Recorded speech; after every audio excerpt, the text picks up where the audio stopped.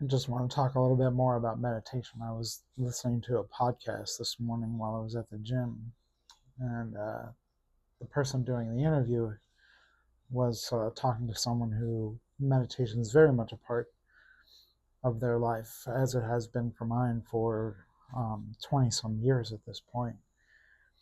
And the interview happened to ask the question, well, what do you tell people that haven't, or you might hear people say, well, meditation's really not for me. It's not my thing. And she proceeded to say, maybe they don't even want to do yoga. They don't want to do other forms of more physical meditation, I guess would be one way of putting it. And I thought to myself, I don't know how I would respond to that question. And not because I don't think there's a response. I'd actually want to dive in more deeply with someone who simply says no, that it's not their thing. Because what I've learned over the years in helping other people with meditation is that there's often a fear. There is a fear connected with it that, especially when you're first starting out, if you're not aware of it, it's very easy to just give up on meditation because of this fear that gets in the way. And that fear, I think, manifests in different ways. But there's often a fear of silence. There's a fear of quiet. There's a fear of just stopping and slowing down. That it almost seems antithetical to what we're accustomed to doing, where we always got to be moving, we always got to be doing, there has to be something. And that there's a fear associated then that, well, what do I do when I'm doing nothing? And you almost have to retrain your brain to think from the lens of the absence of doing is actually doing something. It's just doing nothing, because we're so accustomed to that I got to be doing. And the piece that is often missing more than anything is, how can I just be? And so I just find it interesting that, and the guy did clarify his thoughts by saying, you're asking someone who has been doing this for 20 some years of his life. And so it's not always easy to answer this question, because when it has been a part of your life, you understand the value long term of what doing something like meditation can be for someone. But you got to get over that hump. And early on, that hump seems to be there daily because it's so hard to slow down. Right now, I could sit for hours if I have to in silence. But even those initial, if you're doing it 5-10 minutes, seems like a long time when you're so used to doing something, when you have to be busy. And so I too have had to find other ways to make it work as well. Sometimes it is just really hard to sit in silence because I feel like there's so much activity going on in my head that slowing down just becomes harder, and it becomes painful in its own way of trying to slow down. So what I've learned in doing it is I learn to do a similar type of meditation while walking. I think I've talked about it before on these videos. Walking in itself is a form of meditation, and there are other people out there that do videos and writings on walking as meditation.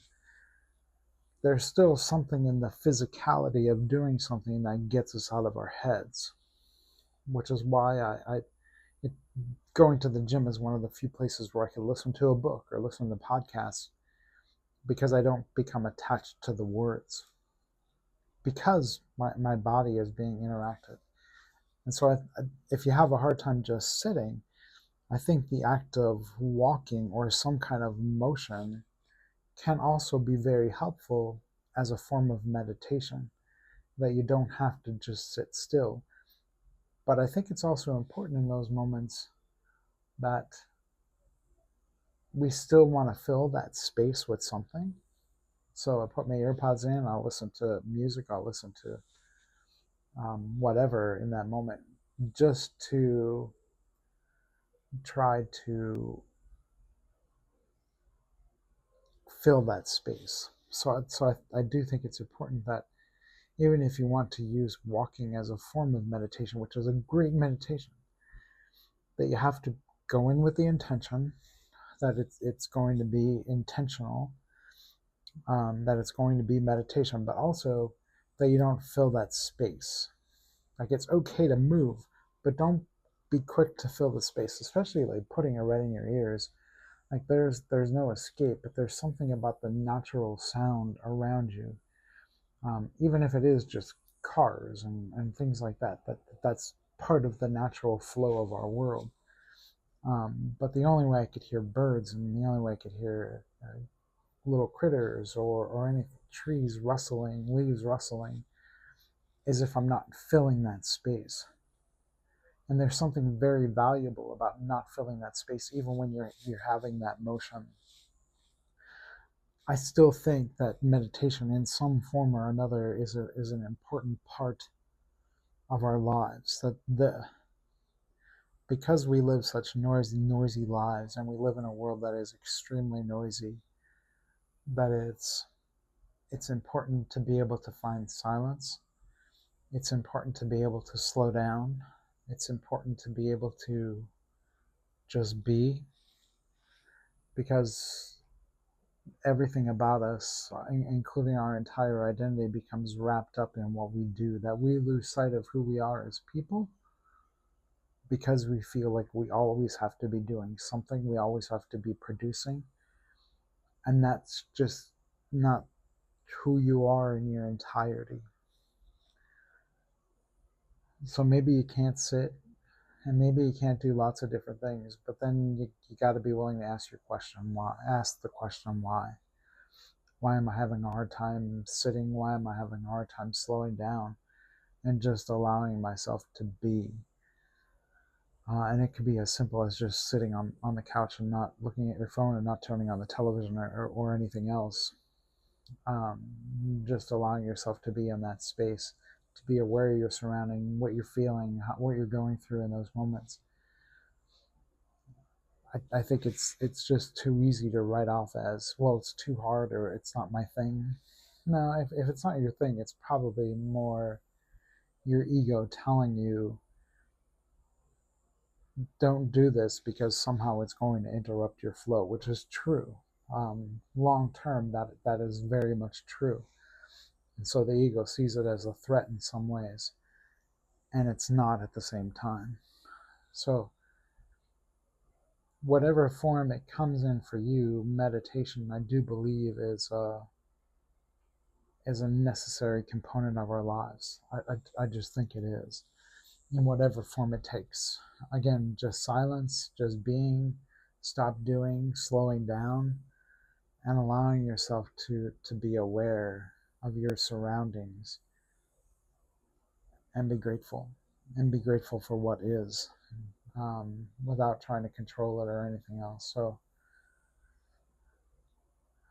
the challenge, if you believe it's not for you or it's not your thing, start by asking why. Because I cannot imagine my life at this point without it. And that doesn't mean it has to be a particular way. In my own journey, it has taken many different forms over the course of doing this for more than 2 decades. That it's okay to adjust wherever you are at in your life and go that route, as long as you're just simply making that time and allowing that time where you could just be.